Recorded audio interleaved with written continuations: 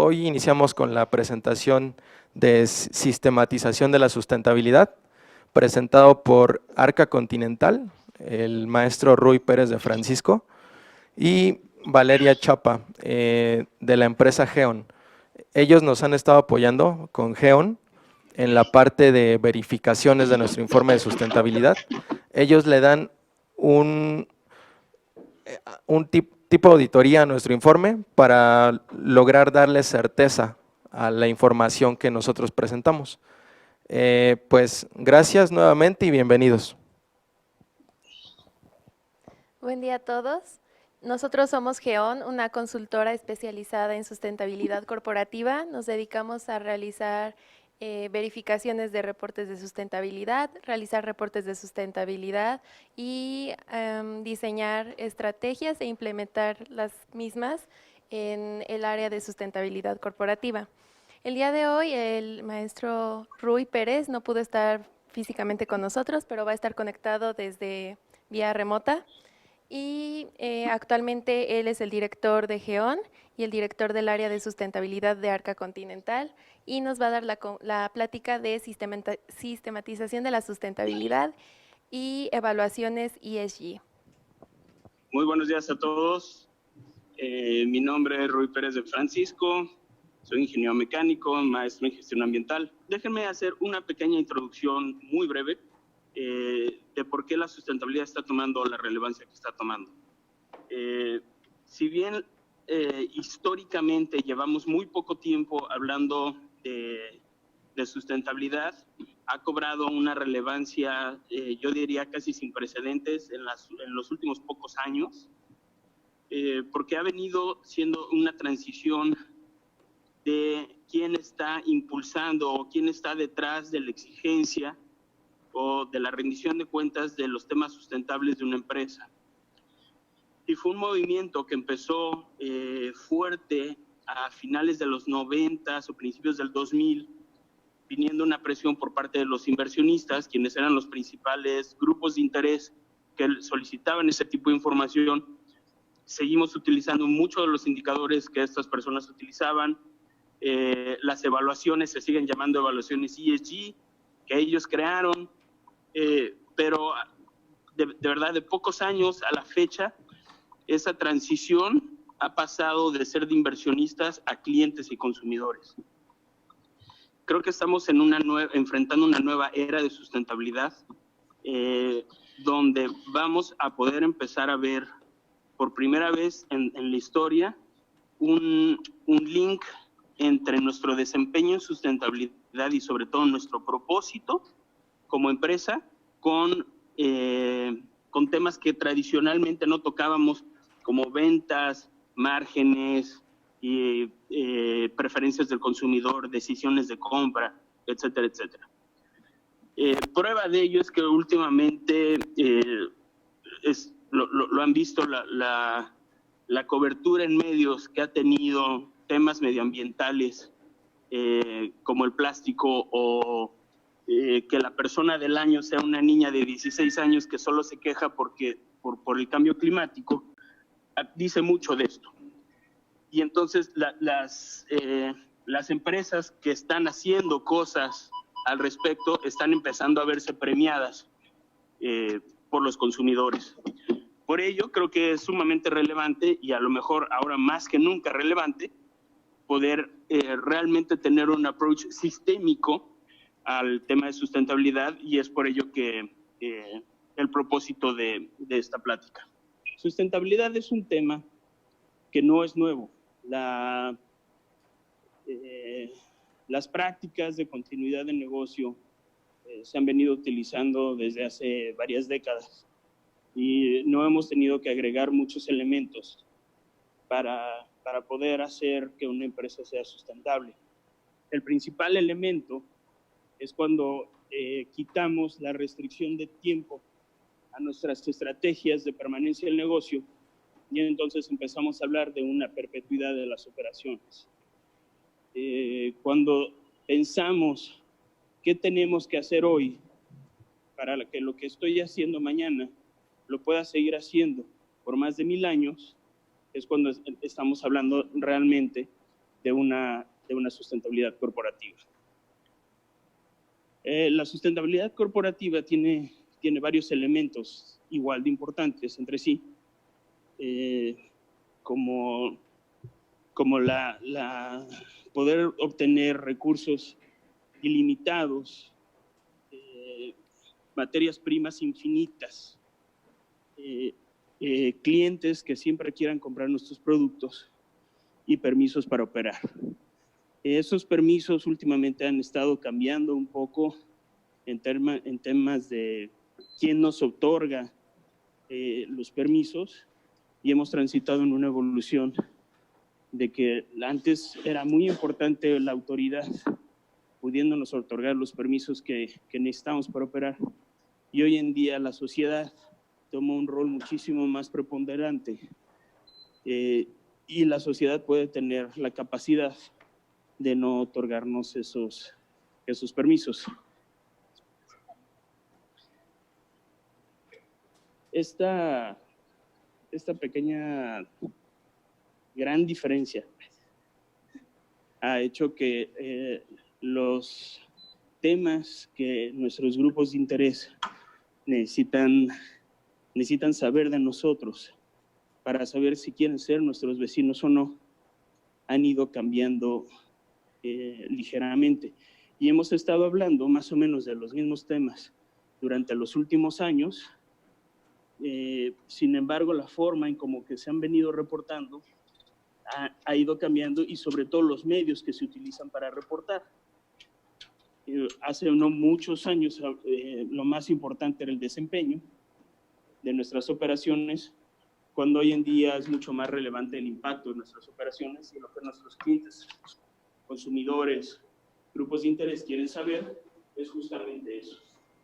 La sustentabilidad, uno de los grandes beneficios que tiene, justamente hablando cuando hablamos de la perpetuidad de las operaciones, es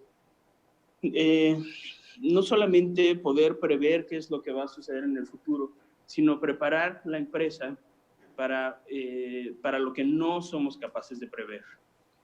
Y ahí es donde surge este tema tan interesante, este concepto tan interesante como la resiliencia.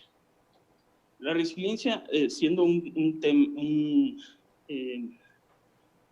una palabra netamente de operaciones de sistema, que lo que nos dice es la capacidad de poder regresar al estado original después de un disturbance, una alteración. Cuando lo aplicamos en temas de negocio es qué tan fácil es que la organización sufra un golpe, y aquí no es cuestión de poder prever todos los golpes, porque van a haber una serie de alteraciones que no somos capaces de prever, legislaciones, cambios físicos, etcétera, cambios en preferencias del consumidor, pero qué tan rápido es la organización de sobreponerse a ello. ¿Cómo se liga sustentabilidad con la resiliencia? A mí me encanta la gráfica que están ustedes viendo, que es una gráfica que creó Dow Jones Sustainability Index desde su creación en 2001, donde evaluaban la calificación del top 20 de sustentabilidad en la evaluación de RobecoSAM versus el bottom 20. O sea, dentro de las personas que reportaban a RobecoSAM, que por sí ya es, digamos que una élite de sustentabilidad, las que tenían mejor calificación versus las que tenían peor calificación. La línea de color verde oscuro son las que tienen la calificación más alta, versus las que tienen la línea azul claro.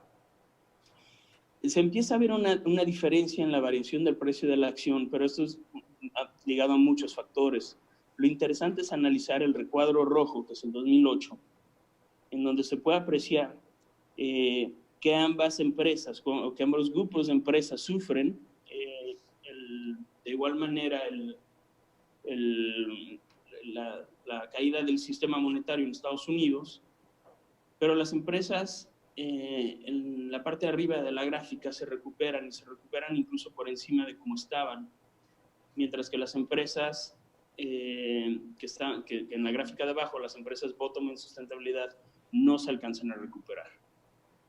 Eso se puede deber a que la sustentabilidad nos va a dar la capacidad de prever el futuro, definitivamente no, pero lo que sí nos da la capacidad es hacer un ejercicio constante de saber qué es lo que está a nuestro alrededor afectándonos y cómo nos vamos a sobreponer a ello.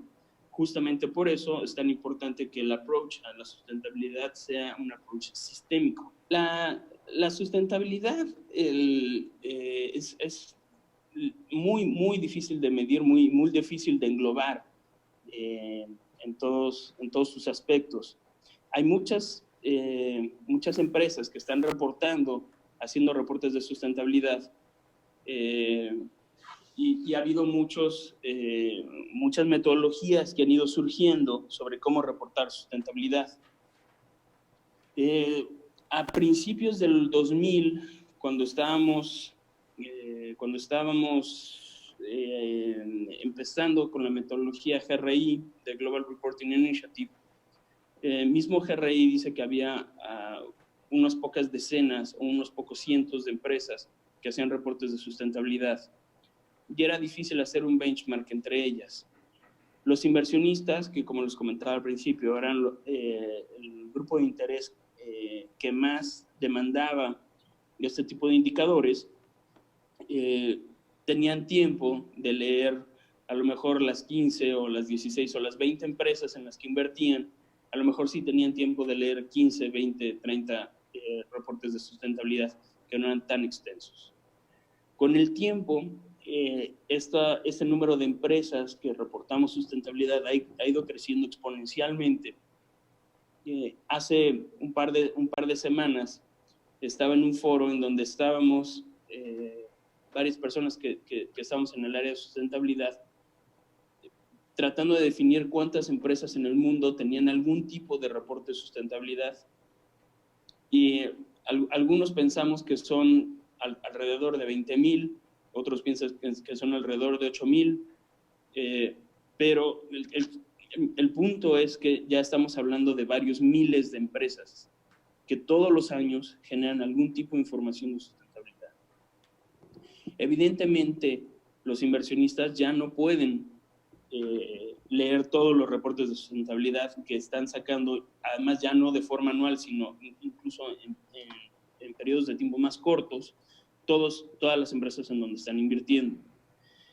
Esto aunado a que hay muchas entidades o empresas que ya tienen como requisito para poder invertir que las empresas tengan algún tipo de certificación, algún tipo de sello que diga que es una empresa sustentable.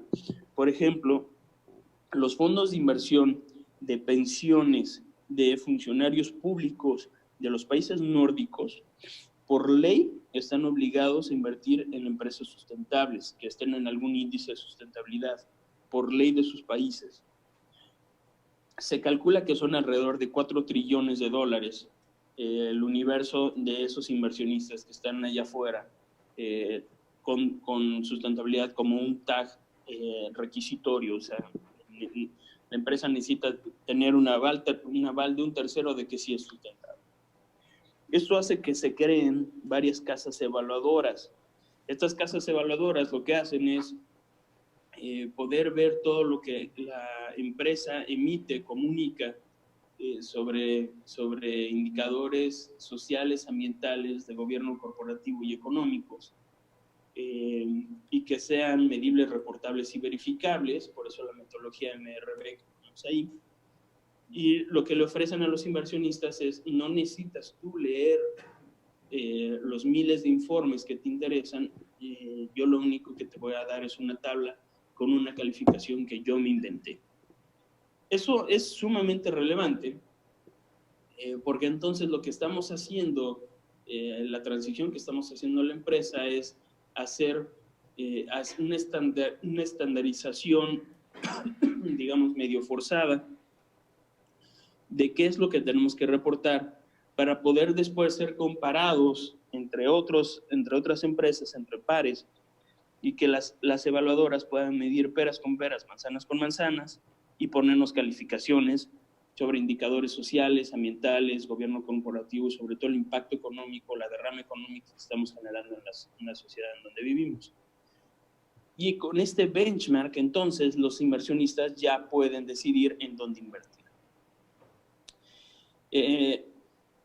Hay varios puntos claves en estas evaluaciones, en donde algunos puristas dicen que las empresas estamos empezando en una reportitis, en donde lo que más importante es la calificación y no el impacto de nuestra estrategia de sustentabilidad per se. Yo tengo ahí algunas dudas porque las nuevas evaluaciones justamente lo que miden es el impacto. Y, por ejemplo, me gustaría comentar un indicador que me parece muy trascendente, muy ejemplificante de esto, que es un indicador de capacitación. GRI tradicionalmente lo que nos pedía era el promedio de horas por empleado, el promedio de capacitación de horas por empleado al año, en el entendido de que suponíamos que mientras más capacitación recibiera un empleado, probablemente haría mejor su trabajo. Pero déjenme subrayar probablemente, porque a lo mejor las capacitaciones que el empleado está recibiendo o no está haciendo bien, o no está bajando bien la información, o le estoy dando capacitación que no le sirve al empleado. Y entonces, RobecoSAM, por ejemplo, además de pedir ese indicador de promedio de horas de capacitación por empleado, la siguiente pregunta es ¿cuál es el retorno de la inversión de tus programas de capacitación?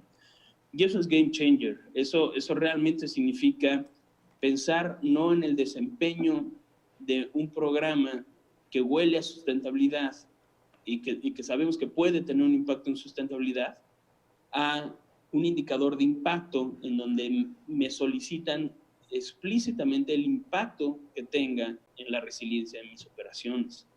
¿Cuál es el retorno de la inversión de mis programas de capacitación?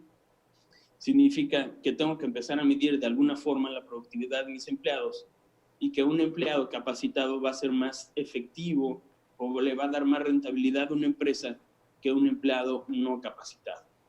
Así de abismal es la diferencia entre dos indicadores que podrían parecer de entrada relativamente similares, pero que de fondo son realmente muy disímbolos, y el segundo te habla del impacto de tus operaciones. Y así han estado transitando las evaluaciones y las metodologías que han estado evaluando a las empresas tradicionalmente. Kimberly-Clark este año entró al índice de sustentabilidad del MILA. Eso no deja perdón, mi estimado, estoy en el siguiente slide, no te avisé. Estamos en el slide de RobecoSAM, la puerta de entrada a Dow Jones. Correcto. Kimberly-Clark, les decía, entra este año al MILA, y esto se debe a que una casa evaluadora, RobecoSAM, que lleva ya muchos años siendo el líder en evaluación de desempeño e impacto en temas de sustentabilidad, mide contra empresas pares la calificación de su evaluación. Esta empresa es tan reconocida, su reputación es tan buena, que se ha vuelto la evaluación de cabecera de Standard & Poor's, se ha vuelto la evaluación de cabecera que la acaban de comprar. Tiene pocas semanas que anunciaron la compra de la evaluadora de RobecoSAM por Standard & Poor's. Y eso lo que nos dice es la seriedad de esta gente, de estos suizos, para evaluar a las empresas. E índices como el Dow Jones, para poder poblar su índice de sustentabilidad, utilizan la calificación de RobecoSAM. MILA, que es Mercado Integrado Latinoamericano, comprende las bolsas de México, Colombia, Perú y Chile. Y lo que hace Dow Jones para poblar el índice de sustentabilidad MILA es justamente utilizar la calificación de RobecoSAM para poder determinar cuáles son las empresas top en sustentabilidad. Específicamente el 30% de las empresas top en sustentabilidad, bajo una serie de criterios que no son tan fáciles a veces de entender, pero que son extremadamente democráticos. Y son extremadamente democráticos porque la forma en cómo RobecoSAM compone índices todos los años va a ser con el top 30. Y entonces una empresa que un año logra estar dentro del top 30 significa que el otro 70% de las empresas van a empujar programas de sustentabilidad, madurar su sustentabilidad para incrementar su calificación y poder pertenecer al top 30. Entonces siempre va a ser la competencia del 100% por pertenecer al top 30 y es lo que lo hace justamente muy democrático, pero también altamente demandante en el sentido de que no nos podemos dormir nuestros laureles por haber entrado en el índice, en cualquiera de estos índices de sustentabilidad. El índice MILA es la antesala de la élite de sustentabilidad que es el Dow Jones Sustainability Index, el Dow Jones Sustainability World Index, donde se juntan las empresas más sustentables del mundo, en donde hasta la fecha de hoy solo hay 2 empresas mexicanas, ha llegado a haber 3, ha llegado a haber 1, a veces ninguna. Entonces, pero nunca hemos llegado a ser más de 3 empresas mexicanas las que están en el índice de sustentabilidad a nivel mundial. Con esto quisiera cerrar la ponencia para pasar a diálogo, preguntas y respuestas si es que hubiera.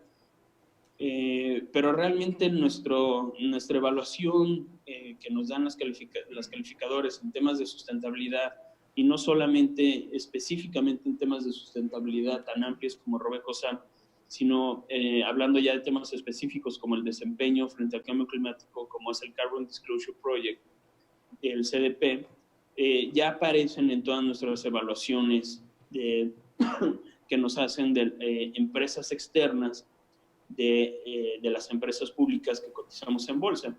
Y aquí pueden ver, por ejemplo, en Google Finance, que viene un Carbon Disclosure Rating, y ese Carbon Disclosure Rating estaba ligado al CDP, ahora ya lo hicieron ellos independientemente. FTSE crea su índice basado en las calificaciones del CDP, y la bolsa de Holanda también tiene su índice de sustentabilidad que durante los últimos años ha demostrado un rendimiento muy superior al resto de los índices. Estamos siendo evaluados por muchas empresas que se dedican a eso, por eso las llamamos evaluadoras, queramos o no. Y como empresas públicas estamos sujetos a que otras empresas tomen las evaluaciones de nuestra información que está disponible a todo el público y nos otorgan una evaluación a veces sin que nosotros sepamos. Y inversionistas pueden tomar decisiones con base en esa calificación, a veces sin que nosotros lo sepamos. Por eso es sumamente importante que la información que nosotros estamos poniendo pública, como regresando al tema de resiliencia, sea capaz de responder todo ese tipo de preguntas por sí sola y no necesitemos estar nosotros gestionando todas estas empresas que nos están evaluando, sino preparar cómo vamos a reportar la información para que nos evalúe quien nos evalúe de la forma más cercana a la realidad. Y la calificación que nosotros tengamos en sustentabilidad sea lo más cercana a nuestro desempeño actual y el impacto actual de nuestra sustentabilidad. Y por eso quería llamarle a esta ponencia la sistematización de la sustentabilidad, porque realmente la única forma de poder estar haciendo esto todos los años y que estar actualizando información y estar poniendo públicamente la información que nosotros estamos generando a lo largo de todo el año es a través de una forma sistémica. Tenemos que entender sustentabilidad como la forma en que estamos gestionando todas las áreas, y como todas las áreas lo que están haciendo es una gestión avanzada de riesgos y una priorización de impactos positivos a la sociedad, al medio ambiente y a la economía, mientras minimizamos las externalidades negativas sociales o ambientales. Hasta aquí mi ponencia. Déjame ver si logro hacer, desconectarme un momento por audio y volverme a conectar a ver si logro oírlos por si hay alguna pregunta.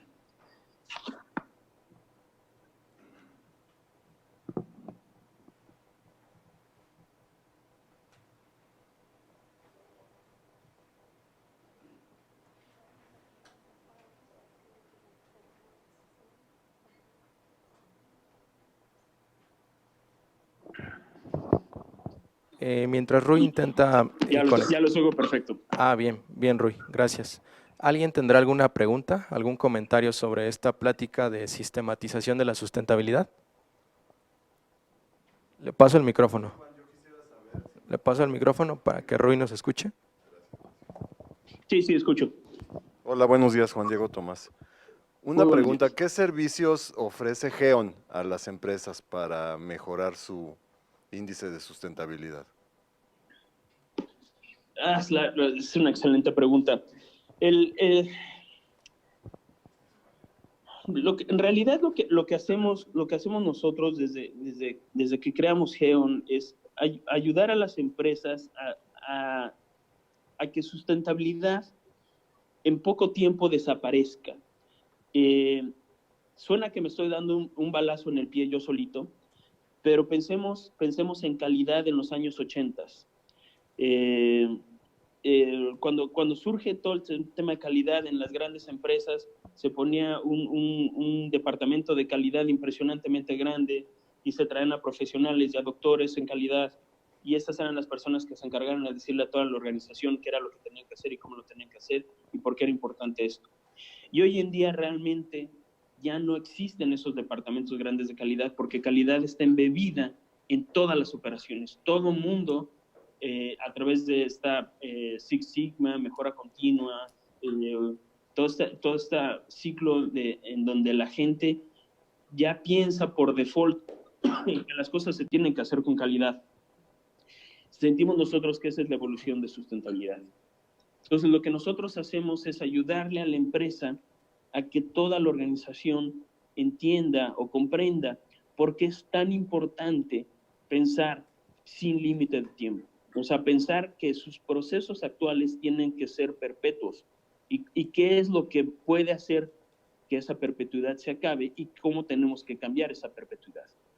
Entonces, crear un reporte de áreas que no creen en esto o no están convencidos, realmente no es greenwashing, se acerca un poco porque estamos reportando, digamos, el desempeño de cosas que suenan a sustentabilidad, pero no hay un fondo sistémico de por qué estamos haciendo esto.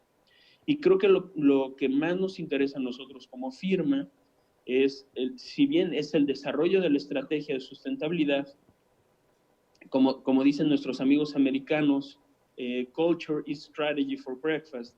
Entonces nosotros podemos hacer la mejor estrategia de sustentabilidad, pero si no hay una cultura de sustentabilidad dentro de la organización, realmente esa estrategia no va a poder ser implementada.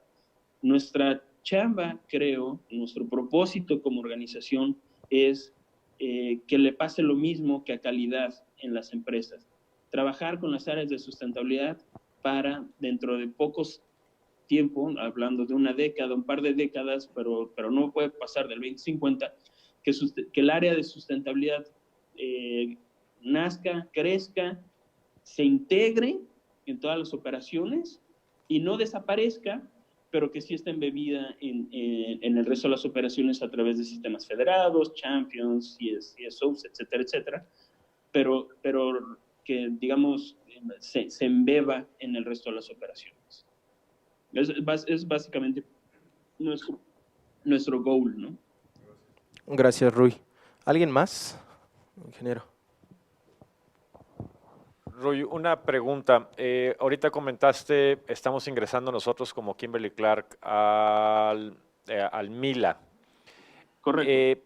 Por el tamaño de nuestra empresa, ¿es posible, si hacemos bien las cosas, obviamente en sustentabilidad, es posible estar jugando en el siguiente nivel, en este índice? Específicamente en el caso de Kimberly-Clark, tendría que checar directamente con la gente, porque no sé si ellos saben que Kimberly-Clark Global y Kimberly-Clark México son dos empresas que cotizan independientemente y no forzosamente es la misma empresa. Entonces tendremos que checar ya específicamente con la gente de Dow Jones si eso es posible. Yo sé que filiales, pero estoy hablando de filiales, no pueden entrar al índice en donde está la casa materna, pero ustedes no son una filial tradicional per se, digamos que son los mismos, pero no son iguales, y nada más tendremos que hacer esa definición ante Dow Jones para decir, sí nos llamamos Kimberly-Clark, sí sabemos que Kimberly-Clark está jugando en terrenos globales, pero somos Kimberly-Clark México y queremos jugar al mismo nivel. Habría que hacer esa definición, pero en teoría sí podrían, nada más habiendo aclarado esa salvedad de que no son una filial estrictamente en el sentido estricto de la palabra, ¿no? Ok, muchas gracias. Buenos días, muchas gracias por la exposición, Roy. Una pregunta. Me encanta. Claro. Toda lo que nos has comentado acerca de la certificación, índices, toda la vinculación que tiene todo esto con la inversión, las bolsas, etcétera, todo está muy vinculado al mundo de los inversionistas y a un mundo que maneja una terminología y un tecnicismo o tecnicismos con cierta sofisticación que no necesariamente son del conocimiento o interpretación fácil por el público en general. Al principio en tu ponencia mencionabas de que en el mundo ha habido y hay y seguirá habiendo una mayor presión por parte del consumidor en general, de verdaderamente el consumidor final de los productos, de nuestros productos. La pregunta es, ¿cómo conectar todos estos o comunicar todos estos tecnicismos, índices, etcétera, que son probablemente para un mundo sofisticado de los inversionistas? ¿Cómo poder conectar y comunicar todo esto hacia el mundo general de nuestros consumidores para que verdaderamente nuestros consumidores, los que compran día a día nuestros productos, sepan y tengan la credibilidad de que somos una empresa sustentable y que trabajamos en esa dirección? ¿Cómo nos recomendarías hacer esa transición y esa conexión para comunicar todo esto a nuestros consumidores que no son expertos en la materia, pero que ciertamente tienen una preocupación en cuanto a estos temas? Es una excelente pregunta. Y mi respuesta más honesta es, estamos construyendo el avión mientras lo estamos volando, literalmente, y están todo el tiempo surgiendo tanto estas dudas como respuestas a esto que apenas está surgiendo. Déjenme utilizar un ejemplo de Arca Continental. La presión por los plásticos, por la desplastificación que comenzó a finales del año antepasado, ha sido brutal y abismal en todos los aspectos. Muy fundamentada, hay mucha razón, realmente hay una cantidad de plástico que se desperdicia impresionante, pero eso ha llevado mediáticamente a una satanización de un producto que podría ser relativamente bueno para ciertos usos. Y el problema como raza humana que lo hemos usado sobremedidamente, exageradamente, y para usos que a lo mejor no hacen sentido, ha llevado que el plástico haya sido satanizado y ahora haya gente que no quiera ver ni de cerca nada que tenga que ver con plástico, cuando en realidad poder vivir la vida como la vivimos sin plásticos es literalmente imposible. Uno o dos, sería ambientalmente costosísimo sustituir absolutamente todos los plásticos. Nuestra huella medioambiental se incrementaría exponencialmente y el cambio climático sería devastador. ¿Qué es lo que hicimos en Arca Continental entonces para poder ir hablando este diálogo? Si bien al principio hubo presión por parte de evaluadores y de inversionistas diciendo, bueno, tienes este riesgo, que son legislaciones, prohibiciones, o el tema de plástico, ¿qué estás haciendo al respecto? Y nosotros sentamos en estos temas técnicos de gestión de riesgos, mitigación, cambio de composiciones de los empaques, etcétera, etcétera, ciclos de vida, cradle to cradle, etcétera, etcétera. Eso como bien mencionas, está muy lejos del consumidor de a pie, por así decirlo, y el consumidor que cuando llega a comprar su bebida y no tiene toda la información sobre el plástico, decide utilizar otro tipo de empaque. Entonces, a principios del año pasado se lanzó una campaña en donde con peritas y manzanas le decíamos al consumidor qué era lo que queríamos lograr y por qué el plástico, específicamente el PET, 100% reciclado, podría ser una opción sustentable. Y se lanzó una botella donde incluso hasta se le cambió el color y tenía un claim muy legítimo detrás diciendo que era una botella hecha 100% de otras botellas. Lo que quisimos decir con esto es una botella 100% reciclada, o sea, el contenido de resina post-consumo en esa botella es del 100%. Pero si lo decíamos así técnicamente, al ciudadano no le iba a decir nada. Y entonces lo que dijimos, bueno, esta botella antes fue otras botellas y va a seguir siendo otras botellas. Entonces, ni empieza contigo ni acaba contigo, sino es parte de un ciclo de la cuna a la cuna. Y justamente ahorita se está evaluando si esto tiene algún impacto en la preferencia del consumidor. Siguen siendo temas técnicos, siguen siendo, digamos, algunos argots medioambientales relativamente difíciles de entender, pero estamos tratando de simplificarlo lo más posible en el punto de venta para ver si el cliente realmente mueve la aguja o no. Hace poco, PetStar logró la certificación Cradle to Cradle de su resina y le llamó Reborn.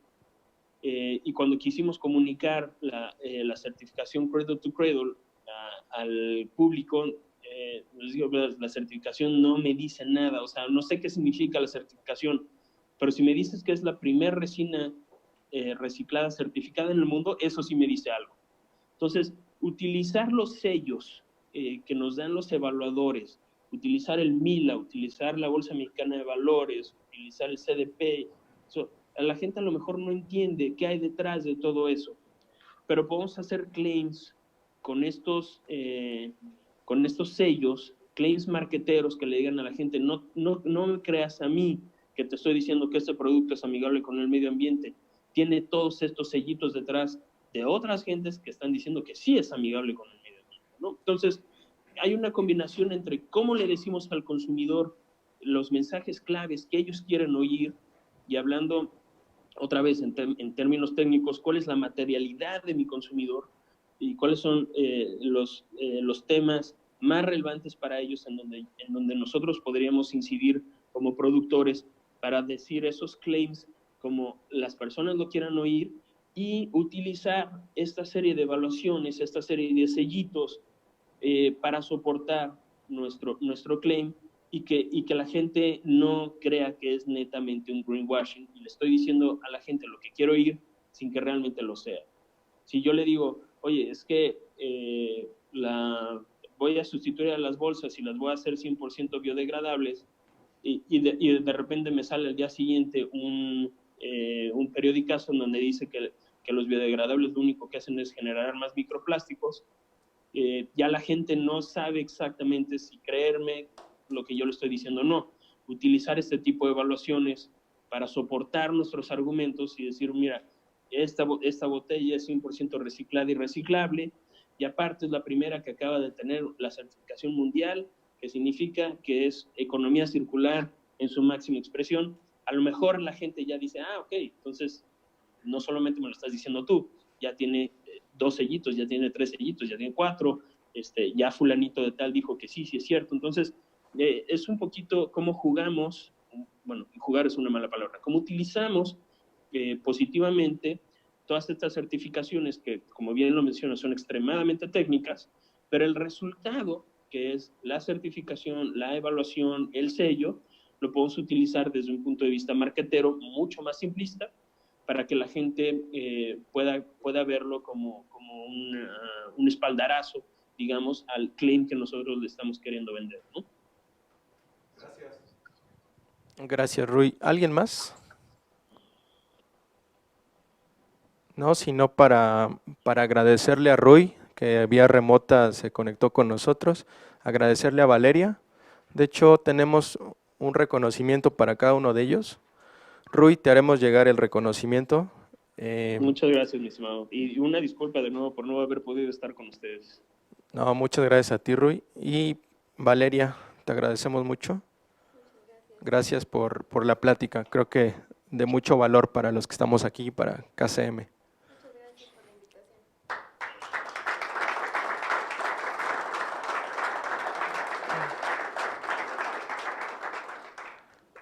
10:30 tenemos la plática de sustentabilidad BASF. Están invitados todos. Gracias. Quisiera hacer nada más un comentario rapidísimo, perdón. Creo que ahorita comentaron y probablemente varios de ustedes lo conocen, más gente que nos acompaña y también agradecerles de Plantas, San Juan del Río, Morelia, Orizaba. Muchas gracias por venir acá y dar su tiempo. Ahorita Rui comentaba, perdón. Ahorita Rui comentaba cradle to cradle.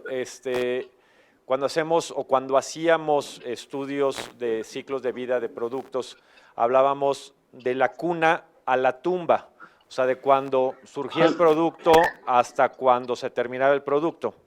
Y ahorita él ya está hablando de cradle to cradle, ahora sí que de la cuna a la cuna, es regresar otra vez, es parte de esto de la economía circular, no de hacer un producto, utilizarlo y desecharlo, si tomo recursos, hago un producto y lo regreso otra vez. Entonces esa es la parte, por si quedó alguna duda.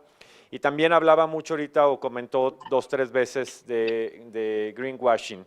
Esta parte es un término que se utiliza cuando alguien quiere nada más marear alrededor de sustentabilidad, decir cosas que realmente quizás no, ¿perdón? Atole con el dedo, exactamente, Jorge. Que realmente no estás haciendo algo relevante y lo único que quieres es comunicarlo o que la gente se la crea.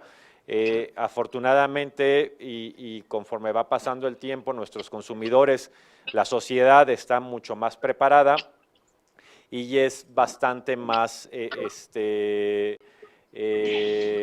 cuestiona mucho más lo que estás haciendo. Entonces, decir o manejar ahorita el greenwashing te puede salir bastante peor, muy contraproducente contra lo que hacías antes, ¿no? Entonces, eso es un par de comentarios nada más por si alguien se queda con la duda. Luego, sé que luego es difícil levantar la mano y preguntar, estamos acostumbrados a que mejor nos quedamos con la duda, y la idea de estas pláticas es no tener dudas, ¿no? Entonces, si alguien de ustedes nos sigue acompañando en las siguientes pláticas, sí les pido, levanten la mano, pregunten, cuestionen. Venimos a aprender, estamos queriendo continuar, ya se habló, somos parte del FTSE for Goods desde hace 4 años. Ahorita estamos estrenándonos en la parte del Dow Jones Sustainability Index, estamos con la parte del índice de empresas sustentables de la bolsa. Entonces, como compañía sí traemos algo, pero creo que como empleados de la compañía nos hace falta mucho todavía conocer, meternos más. Entonces, ojalá y podamos estar cuestionando, preguntándonos, participando participando bastante más.